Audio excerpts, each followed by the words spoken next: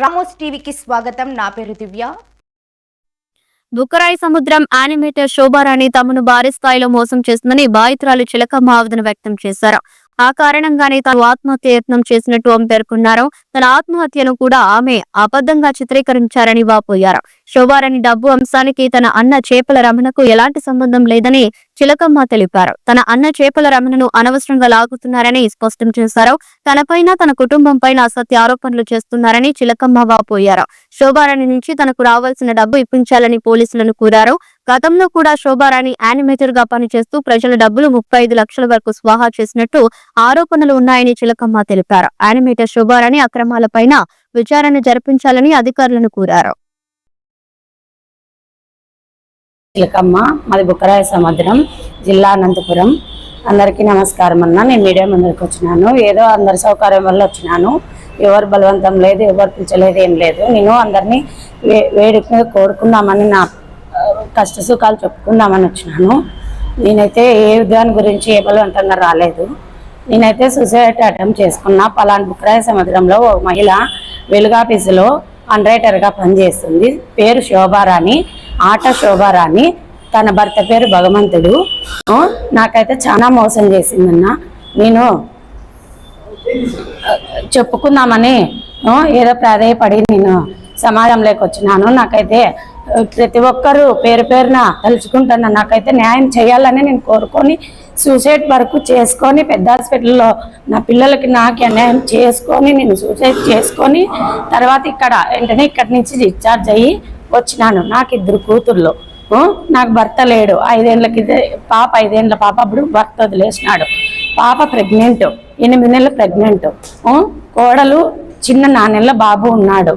వాళ్ళందరికీ అన్యాయం చేసి నాకు పలానా వ్యక్తి డబ్బులు మోసం చేసిందని నేను చెప్పి నా వాళ్ళకి తెలియచేయకోకుండా నేను ఫోన్ చేసి మా వాళ్ళకి నేను తాగి ఇంట్లో పడిపోయినానన్న. నాకైతే ఏమీ తెలీదు. అటు నుంచి మా వాళ్ళు వచ్చి హాస్పిటల్కి వేసుకుపోయినారు. వీడియో అయితే ఇది ఫేక్ అని అందరికీ పుట్టించింది అమ్మ. నేనైతే రియల్గా నాకు బ్రతకాలనే లేదు. నేనైతే ఎవరి మీద కోపంతో పట్టుదలతో లేదు. తను నన్ను మోసం చేసింది. మోసం చేసిన దానివల్ల నేను వెంటనే ఇమీడియట్గా మందు తాగి ఆత్మహత్య ప్రయత్నానికి పాల్పడినా. ఇది ఆమె ఫేకు అంటుంది. సమాజంలో ఫేక్ అంటే ఎక్కడన్నా కానీ ఈ ప్రయత్నానికి నేను పాల్పడి చాలా ప్రాణాల మీదకి తెచ్చుకొని నా పిల్లలకి నేను అన్యాయం చేయాలని దేవుణ్ణి తలుచుకొని పోయినాను. నాకైతే ఎవరు లేరు. కానీ తనే వచ్చి ఈరోజు నేను హాస్పిటల్లో ఉన్న పరామర్శించుకోకుండా అందరి దగ్గరికి సమక్షంలో మీడియా ముందరకు వచ్చి నా గురించి ₹1,00,000కి 50 లక్షలు తీసుకున్నానని చెప్పి మోసం చేసింది. కానీ నన్ను డిమాండ్ చేస్తుంది అని చెప్పింది. నేను డిమాండ్ చేసేదాన్ని అయితే ఆత్మహత్యకి ఎందుకు ప్రయత్నం చేస్తాను? నేను ఎవరి సౌకర్యంతో ఇచ్చేసుకోవాలి. బుక్కరాయి సముద్రం స్టేషన్ లేక నన్ను రమ్మనింది వాస్తవమే. సిఐ సార్ గారు ఫోన్ చేసినారు. సిఐ సార్ గారు ఫోన్ చేసిన తర్వాత నేను అయ్యా నాకైతే నేను ఏ వడ్డీ అధిక వడ్డీ తీసుకోలేదయ్యా. 8వ నెల నుంచి తను వడ్డీ వ్యాపారం చేసింది. నేను సంఘాలలో ఉంది. కానీ నాకైతే ఏ సమస్య లేకోకుండా సంఘాలలో బుక్గా అన్వేటర్గా పనిచేస్తూ నన్ను అధిక వడ్డీ లాసి చూపించింది. గత 8 నెలలుగా నాకు ఏ సౌకర్యము ఏమీ నాకైతే ఆమె వడ్డీ కట్టింది లేదు.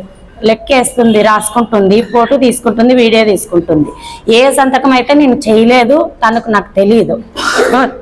కానీ ఆమె జల్సాలకి దానికి ఇది చేసుకొని ఇట్లా సఫారీల్లో తిరుగుతాంది. పోలీస్ స్టేషన్లో సిఐ సార్ గారు పిలిస్తే, సార్ మేమైతే సఫారీలలో తిరగలేము సార్. తను మా డబ్బులు తీసుకొని తన కార్లలో తిరిగి ఎంజాయ్ చేసుకుంటా మమ్మల్ని బ్లాక్మెయిల్ చేసింది. అయ్యా నేనైతే రాను, నాకు ఏ దిక్కు లేదు, నాకు చావే పరిష్కారం అని చెప్పి నేను అయ్యగారికి చెప్పి తర్వాత అతను ఫోన్ వస్తా అంటే భయపడి నేను సూసైడ్ అటెంప్ట్ చేసుకున్నా.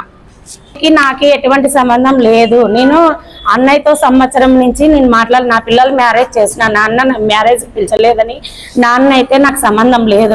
నాన్నకి మాటలు లేవు. 4 ఏళ్ల కిందట ఏరే సంఘంలో మహిళా సంఘాలలో 20 లక్షలు ఆడ మహిళలకు మోసం చేసింటే పెద్ద మనుషుల సమక్షంలో జరిగింటే పంచాగా ఏరే వాళ్ళ దగ్గరకు ₹3 వడ్డీకి పెట్టింటే అన్న ₹2 వడ్డీకి నేను ఇస్తానమ్మా, నా చెల్లెళ్ళు అయితే నువ్వైతే ఏమని దావ చూపించి ₹2 వడ్డీకి న్యాయంగా పెట్టించి వాళ్ళ ఫోన్ చేసి అక్కళ్ళకి ఏడు చెప్పినాడు.